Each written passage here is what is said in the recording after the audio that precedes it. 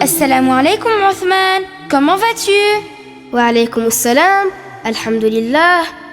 Je vais bien. Et toi, Safiya, quoi de neuf de ton côté? Eh bien, je suis sur un super projet. Vraiment? De quoi s'agit-il? Tu sais c'est quoi l'hégire? Oui, bien sûr. C'est l'émigration bénie qui a été un événement très important et qui sert de référence historique pour les musulmans. D'ailleurs, on compte les années lunaires du calendrier musulman à partir de cette année-là. Tout à fait. Le début du calendrier utilisé par les musulmans après cela est le mois de Al-Muharram de cette année durant laquelle il avait fait l'émigration. Eh bien, mon projet, c'est de faire découvrir à nos jeunes auditeurs ce qui s'est passé. L'émigration prophétique ne fut pas une fuite, ni une lâcheté, étant donné qu'il est impossible aux prophètes de Dieu d'être lâches. En effet, ils furent tous très courageux, les plus courageux des êtres créés. L'émigration du prophète fut bel et bien une émigration accomplie sur l'ordre de Dieu. Oui, c'est vrai. Le messager de Dieu a émigré de la Mecque à Médine l'illuminée sur ordre de Allah. Et les compagnons ont laissé derrière eux leurs biens, leurs familles et leurs terres dans le seul but d'être agréés par Allah. L'émigration prophétique honorée fut un grand voyage de gloire. Il faut savoir qu'elle marque une grande étape dans la propagation de la religion de l'islam. Masha'Allah, Safiya, tu sais, ton idée de raconter cette jolie histoire est excellente. Je voudrais y participer. Avec grand plaisir, Othman. Barakallahu fik. Allez, c'est parti. On va commencer par expliquer à nos auditeurs quelle était la situation de l'époque. Le messager de Allah, sallallahu alayhi wa sallam, et les musulmans avec lui subissaient de la part des associateurs de Quraysh une grande nuisance. Après le décès de son épouse, la dame Khadija, qui le soutenait, la situation devint plus difficile et le prophète fut profondément chagriné. La même année, son oncle Abu Talib, qui le défendait, décéda et la tribu de Quraysh fit beaucoup de mal au messager de Allah sallallahu alayhi wa sallam, ce qu'elle n'avait pas osé faire durant la vie de son oncle Abu Talib. Mais notre prophète bien-aimé sallallahu alayhi wa sallam a persévéré, a appelé les gens à l'islam, la religion agréée par Allah. Il n'a pas accepté de délaisser l'appel à la religion de la vérité. Alors les associateurs se sont concertés pour l'assassiner. Ils ont désigné dans chaque clan un jeune homme fort physiquement pour que tous, en même temps, ils le tuent comme un seul homme, de sorte que tous les clans prennent part à son assassinat qu'ils ont voulu commettre. Oui, subhanallah, mais Jibril alayhi salam est venu lui annoncer la ruse des associateurs et lui a ordonné de ne pas passer la nuit à l'endroit où il dormait d'habitude.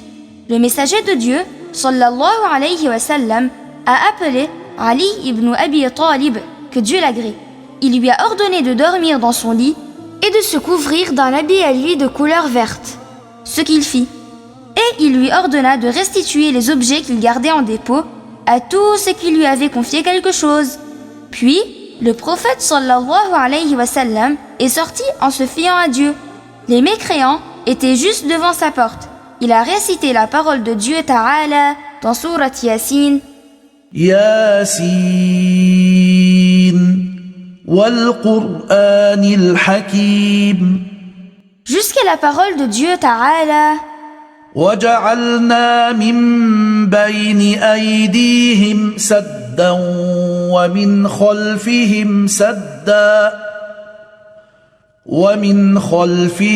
سَدًّا فَأَغْشَيْنَاهُمْ فَهُمْ لَا يُبْصِرُونَ. Ce qui signifie, nous avons fait qu'il y ait devant eux un écran et derrière eux un écran, et nous avons fait en sorte qu'ils ne puissent pas voir. Allahu Akbar. Ainsi, ils ne l'ont même pas vu. Le prophète sallallahu alayhi wa sallam quitta donc la Mecque, le lieu de sa naissance et la ville qu'il aimait le plus. Il supporta les difficultés de cette émigration. Ceci eut lieu 13 ans après le début de la révélation. 13 années qu'il avait passées à la Mecque à appeler les gens à croire en l'unicité de Dieu et à rejeter toute forme d'association à Dieu, malgré les nuisances subies. Et le messager de Dieu, sallallahu alayhi wa sallam, a choisi Abu Bakr, son bien-aimé, As-Siddiq, le véridique, que Dieu l'agrée, pour l'accompagner dans l'émigration. Abu Bakr, que Dieu l'agrée, marchait tantôt devant lui, tantôt derrière lui. le messager de Dieu, sallallahu alayhi wa sallam, l'avait interrogé à ce sujet. Il avait répondu: Ô messager de Dieu, quand je pense aux gens qui essayent de nous rattraper, je marche derrière toi. Et quand je m'attends à des gens qui risquent de nous tendre un piège, je marche devant toi. Puis, il dit que Dieu l'agrée par celui qui t'a envoyé pour annoncer la vérité. Chaque fois qu'il y a une difficulté, je souhaiterais la subir et que tu ne la subisses pas. Ah, cher Abu Bakr, comme ton amour pour le prophète était grand et combien était fort le lien qui vous unissait.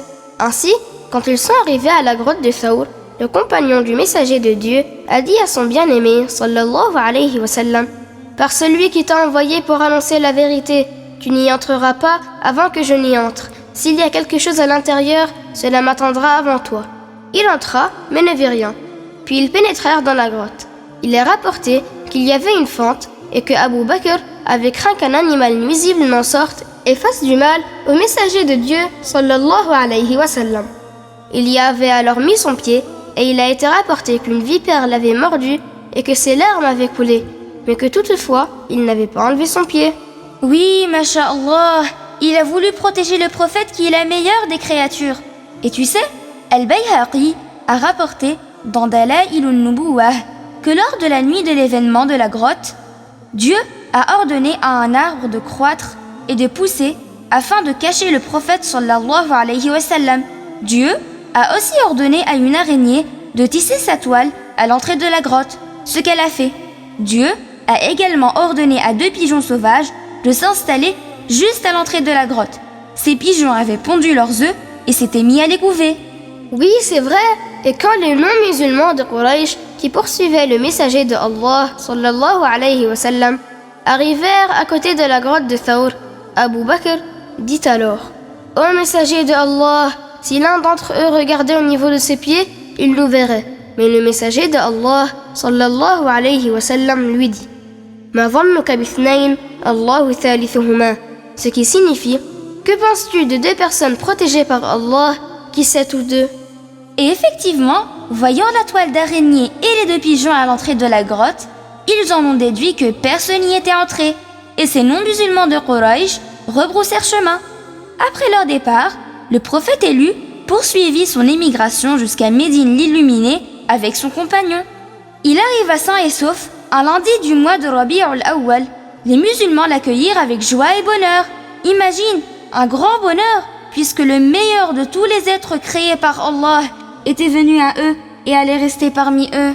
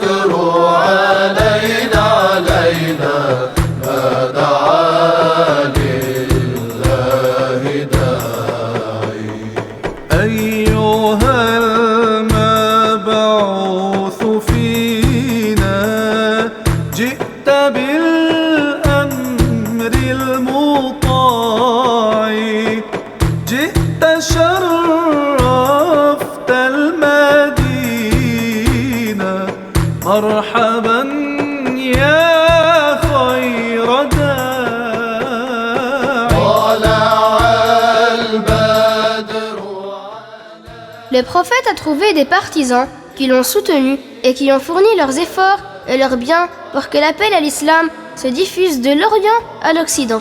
Que Dieu les rétribue en bien. Et tu sais, ces partisans, Al-Ansar, qui sont donc les habitants musulmans de Médine, qui ont soutenu le prophète et les émigrants, Al-Muhajiroun, les musulmans qui ont émigré de la Mecque, ont fraternisé. Leurs cœurs se sont unifiés. Ainsi, les partisans ont accueilli leurs frères musulmans et leur ont tendu la main.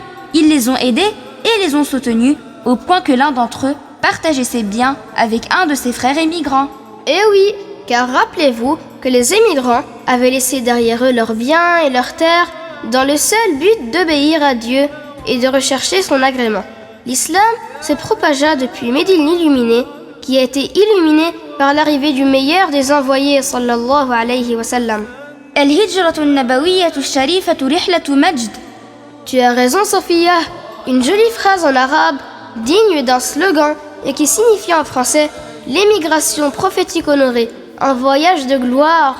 Bravo Othman! Et pour bien marquer cet événement, les musulmans, comme on l'a dit, ont fait débuter le calendrier islamique à partir de l'année où a eu lieu cet hégire.